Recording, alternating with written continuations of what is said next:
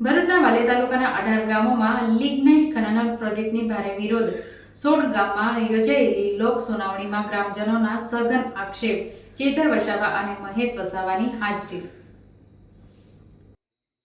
ભરૂચમાં તારીખ 22 એપ્રિલ વાલિયા તાલુકાના 18 ગામોમાં સૂચિત લિગ્નાઇટ ખનન પ્રોજેક્ટ સામે સ્થાનિક લોકોએ કઠોર વિરોધ વ્યક્ત કર્યો છે। 16 ગામ ખાતે યોજાયેલી પર્યાવરણીય લોક સુનાવણી દરમિયાન મોટી સંખ્યામાં ગ્રામજનો ઉપસ્થિત રહ્યા હતા અને તેઓએ ખનનની થનાર દુષ્પરિણામોની સામે આક્રોશિત અવાજ ઉઠાવ્યો હતા। આ લોક સુનાવણી કલેક્ટર ગૌરાંગ મકવાણાની અધ્યક્ષતામાં યોજાઈ હતી। લોકોને આશંકા છે કે પ્રોપોઝેડ લિગ્નાઇટ પ્રોજેક્ટ વૃક્ષોની કાપણી, જમીન ખસી જવાની શક્યતા, પાણીના સ્તરના ઘટાડા અને આરોગ્ય પર પડતા દૂષિત અસરોની તેમને મુશ્કેલીમાં મૂકી દેશે। લોકો સુનાવણીમાં ડેડિયાપાડાના ધારાસભ્ય ચેતર વસાવા અને પૂર્વ ધારાસભ્ય મહેશ વસાવા ઉપસ્થિત રહ્યા હતા। બંને આગેવાનોએ પણ પ્રોજેક્ટ સામે પોતાના વિરોધ નોંધાવ્યા અને કહ્યું કે વિકાસના નામે જંગલો અને કુદરતી સંપત્તિઓનો વિનાશ સ્વીકાર્ય નથી।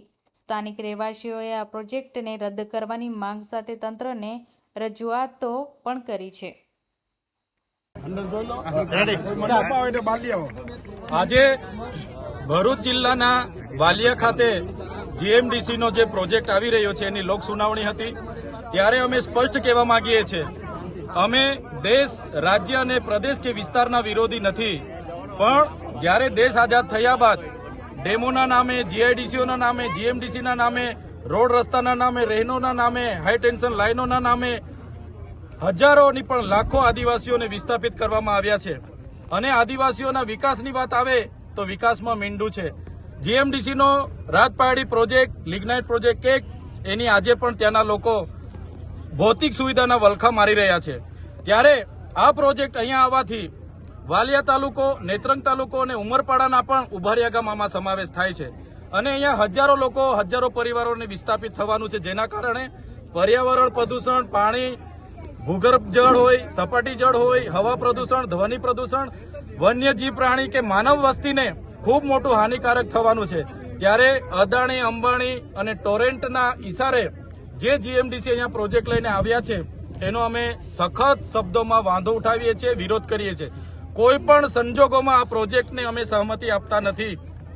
અગાઉ તમામ ગ્રામસભાઓએ નામંજૂરના ઠરાવો આપ્યા છે, છતાં આજે ઈસી લેવા માટે લોક સુનાવણી રાખી છે, એનો અમે વિરોધ કરીએ છીએ અને આવનારા દિવસોમાં પણ અમે એમને કહેવા માંગીએ છીએ, આ વિસ્તાર અનુસૂચિ 5 વિસ્તાર છે, શિડ્યુલ એરિયા છે, પૈસા એક્ટ લાગુ છે અને ક્યાંય પણ અહીંના લોકોને એન કેન પ્રકારે હેરાન કરીને, ખોટા દસ્તાવેજો કરીને અહીંના લોકોને પ્રોજેક્ટ લાવવા માટેની કોશિશ થશે ત્યારે આરપારની લડાઈ થશે। આજે અમે સંવિધાન અને સંવાદની વાતો કરી છે, પણ જે દિવસે સંવિધાન અને સંવાદ સાઈડ પર રહી જશે એ દિવસે આરપારની લડાઈઓ થશે। અમે ગોળી ખાવા પણ તૈયાર છે, ગોળી મારવા પણ તૈયાર છે, પણ એક ઇંચ જમીન અહીંયા આપવા માટે તૈયાર નથી। ત્યારે આજના પ્રોજેક્ટમાં તમામ લોકો મોટી સંખ્યામાં ઉપસ્થિત લઈને સર્વાનુમતે બધાએ એક જ સુરે નામંજૂરનો ઠરાવ આજે પણ અમે કર્યો છે અને બહિષ્કાર પણ અમે કરીએ છીએ। અને કલેક્ટરશ્રીએ જે એમના સ્ટેટમેન્ટમાં કીધું કે અહીંની 80% જમીન અહીંની વેચાઈ ગયેલી છે, ત્યારે આપના માધ્યમથી કલેક્ટરશ્રીને પણ અમે કહેવા માંગીએ છીએ, એ જમીનો આદિવાસીઓની 73 ડબલ એની જમીનો છે। તમારા જેવા કેટલાક અધિકારીઓએ આઈએસ, આઈપીએસ અને નેતાઓના કાળા નાણાં અહીંયા રોકેલા છે, એ પણ આવનારા દિવસોમાં અમે ખાલી કરાવીશું અને મૂળ માલિકોને એમની જમીન પરત આપીશું। અમે કોઈ પણ ભોગે આ પ્રોજેક્ટ અહીંયા લાવવા માટે સહમત નથી। અમારે જે પણ ક્ષેત્રે જ્યાં પણ મોરચે લડવું હશે, અમે બધા પક્ષ, પાર્ટી, સંપ્રદાય, સંગઠનો બધા ભૂલીને એક થઈશું। પણ અહીંથી ચૂંટાયેલા પ્રતિનિધિઓ, એ ધારાસભ્ય હોય, સાંસદ હોય, એમણે આ પ્રોજેક્ટ લાવવા માટેની જે સહમતિ આપી છે, ત્યારે આ લોકોને પણ અપીલ કરું છું, આવા નેતાઓને ઓળખી લેવા પડશે જે તમારો મોતનો કૂવો મંજૂરી આપી છે।